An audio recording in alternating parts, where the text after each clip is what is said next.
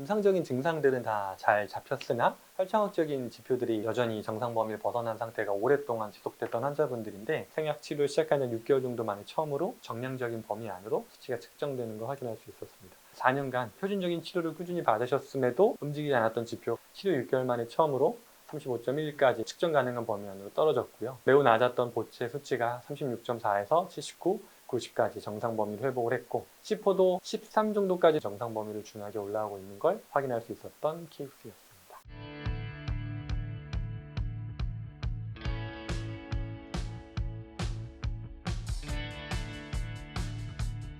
안녕하세요. 이배만의원 허준영 원장입니다. 오늘은 루푸스, 그중에서도 루푸스 신염에 대한 이야기를 한번 해보려고 하는데요. 항상 저는 최근에 다녀가신 좀 의미 있는 환자분들 사례들을, 또 그중에서 의미 있는 수치들에 대한 실제 사례를 좀 통해서 살펴보려고 하는데요. 이 환자분은 실제 10대 여성 환자분이었고, 루푸스 신염으로 진단을 받고 4년간 표준적인 치료를 일반적인 스테로이드제와 면역제제를 좀 고용량으로 사용하면서 조절을 하면서 임상적인 증상들은 다 잘 잡혔으나 혈청학적인 지표들이 여전히 정상 범위를 벗어난 상태가 오랫동안 지속됐던 환자분들인데, 이런 환자분들을 보면 알 수 있는 건 표준적인 치료를 받으면서 병의 근본적인 원인이 되는 자가면역성 그 기전 자체가 조절되고 있지는 않음에도 불구하고 증상으로 나타나는 부분들은 잘 면역 억제제와 스테로이드제로 조절이 되다 보니까 증상으로는 드러나지는 않았지만 면역계의 근본적인 교란 상태는 방치되고 유지되고 있던 상태라고 보여지는 환자분인데요.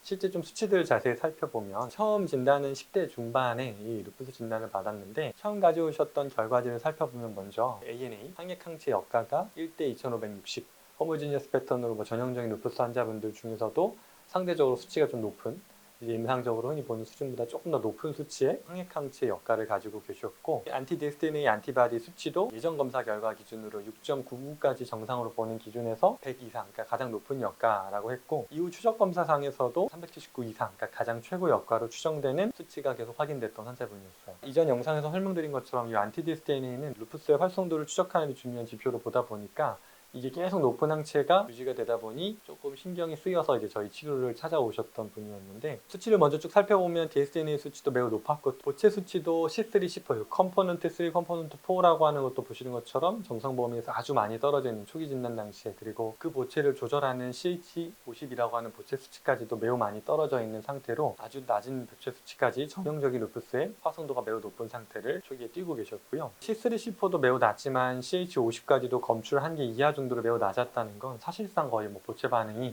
완전히 멈춘 정도 수준으로 매우 많이 소모되고 계속해서 염증 반응이 지속되고 있다는 걸 알 수 있는 분인 거죠. 그리고 이제 루푸스 신염의 항체 결과들에 더해 실제로 루푸스 신염의 결과로 신장 관련 검사들, 신장 기능들도 많이 떨어져 있는 환자분이었는데, 초기 보통 이게 0.2까지를 정상으로 보는 UPC, 그러니까 프로틴, 크레아티닌 레이시오가 0.2까지를 보통 우리가 정상으로 보는데 1.36, 그러니까 정상 범위의 거의 7배 이상 높은 매우 높은 신장 파괴 상태를 좀 보여주고 있었고, 혈중 알부민, 혈뇨 이런 수치들까지 다 나오고 있고, 신장을 통해서 많이 배출되다 보니까 혈액 속의 알부민 농도는 떨어져 있는 아주 전형적으로 매우 심각한 손상 상태가 있었던 환자분이었습니다. 그 이외에 기타 전신 지표들, 간 수치도 그렇고 LDH 같은 전신 염증 지표들, 그러니까 근육이 파괴되거나 조직이 손상됐을 때 많이 올라오는 수치들도 다 정상 범위를 매우 벗어난 아주 전형적인 루푸스의 활성도가 높은 환자분이었던 거죠. 이때다 동시부터 저희가 치료를 시작한 건 아니었고, 이렇게 초기 진단 당시 안 좋은 상태에서 4년 정도 계속 병원에서 일반적인 표준 치료를 잘 치료를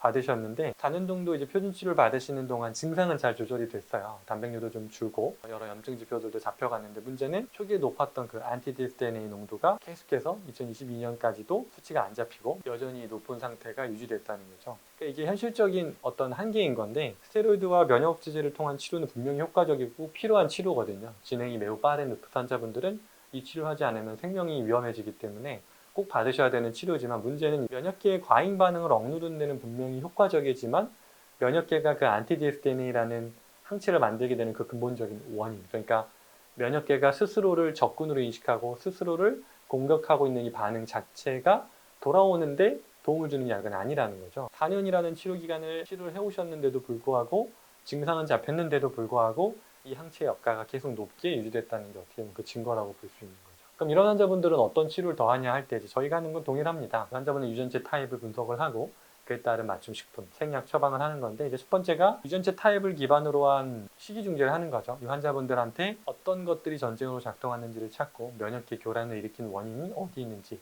그 특정 식이 항원이 어떤 것들인지 찾고 그걸 제거하는 것부터 시작을 하는 거고요. 특히 이제 장이 면역 축에서 매우 중요한 역할을 하기 때문에 장에서의 면역 반응을 회복시키는 데 집중하는 생약제들이 추가적으로 처방을 하는데, 두 번째가 이제 면역 관용 회복을 위한 한약, 생약 처방인데요. 저희가 면역 관용을 회복을 한다는 의미는 면역 관용, 즉 면역계가 자기 자신의 조직을 적군으로 인식하고 공격하고 있는 이 반응을 정상적으로 돌려내는 과정, 이걸 면역 관용이라고 하는데, 이 부분을 회복하기 위해서 이전 영상에서 많이 다뤘던 것처럼 조절 T세포라고 하는 기능을 회복하는데, 그리고 과도하게 활성화되어 있는 B세포들의 반응을 정상화시키는데 목표를 둔 한약 처방을 해드렸죠. 그래서 저희가 목표라는 건 면역제제나 스테로이드 같이 이미 충분히 면역계를 억제하는 약물들이 들어가고 있기 때문에 그거 빼자가 아니라 그거에 더해 저희는 면역계가 스스로 균형을 찾아갈 수 있도록 하는 그 조건을 만드는 데 집중하는 약들을 처방하고 치료를 함께 진행을 하게 되었습니다.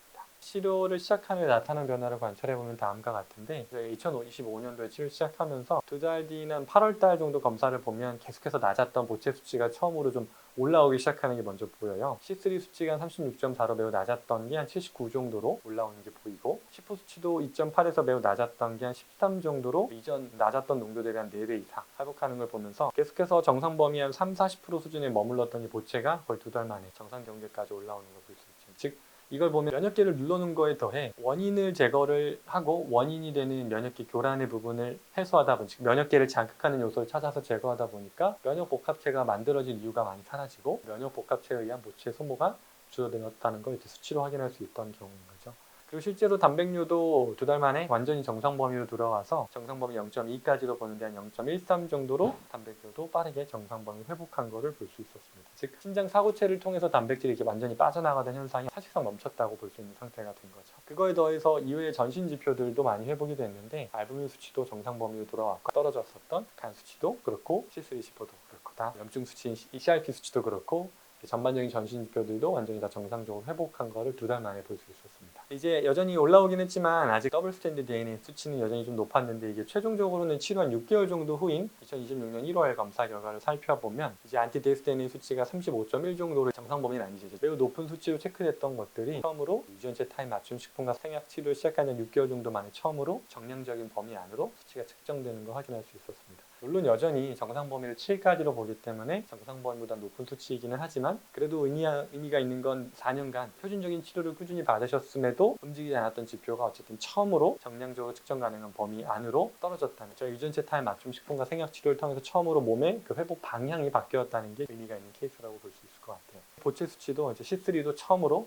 90 딱 정상 범위 안으로 진입을 해서 처음 당시랑 비교를 해보면 36.4에서 정상 범위에 거의 40%에 불과했는데 4년간도 회복되지 않았던 이 수치가 드디어 완전히 정상 범위 안으로 들어오는 걸 확인할 수 있었죠. 떨어졌던 보체 수치가 올라온다는 건 아까 이야기한 DSDNA 수치가 떨어지는 동시에 그로부터 촉발된 요 면역 복합체, 그로부터 시작되는 요 보체 클래시컬 패스웨이의 캐스케이드가 어느 정도 안정화된 것을 의미하기 때문에 면역 복합체에 의한 보체 소모가 실질적으로 줄었다는 아주 중요한 의미를 수치를 통해서 우리가 확인할 수 있던 케이스입니다. 그 이외의 기타 지표들도 안정적으로 잘 유지가 됐고, 보체 수치나 간 수치, 혈색소나 이런 것들까지도 다 안정적으로 잘 유지되는 걸 확인할 수 있었던 케이스입니다. 다시 전체 경과를 요약해보면 첫 진단 당시에 매우 높았던 DSDNA, 그리고 치료를 하는 4년간으로 계속 높게 유지되던 안티-DSDNA 수치가 치료 6개월 만에 처음으로 35.1까지 정량 범위 안으로, 측정 가능한 범위 안으로 떨어졌고요. 매우 낮았던 보체 수치가 36.4에서 79, 90까지 정상 범위로 회복을 했고,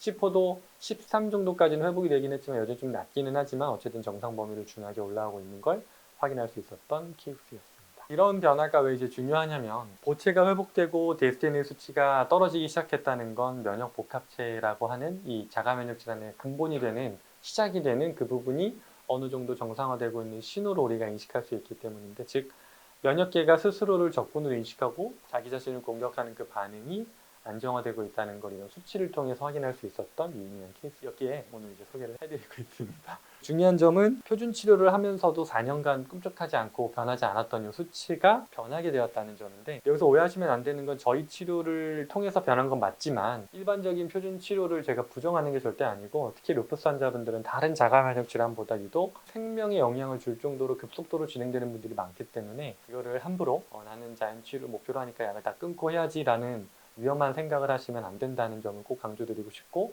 그거에 더해 나는 약물을 쓰면서 다 수치가 정상적으로 조절되고 있다고 하니까 나는 문제 없어 라고 또 방심하지 마시고 혈청학적인 지표들이 정말로 내가 안정적으로 유지되고 있는지 한번 스스로 관찰해 보시고, 그렇지 않았을 때는 기존의 면역 억제 치료에 더해 더 나아가서 면역 관용을 회복하기 위한 치료까지도 꼭 고려해 보셨으면 좋겠어서 오늘 사례를 통해 그런 계기가 되셨으면 좋겠습니다. 사례자분이 EBM 치료를 시작한 지 2개월 그리고 6개월 만에 완전히 극적인 변화가 일어났는데 언제부터 약을 끊을 수 있었는지 그리고 줄이기 시작했는지 시기가 궁금해요. 이분 같은 경우는 스테로이드제는 2달째부터 병원에서 끊어도 된다라고, 왜냐면 단백뇨도 안정적인 거에 더해 고체 수치가 처음으로 반응하는 게 보였기 때문에 스테로이드를 먼저 끊게 됐고요.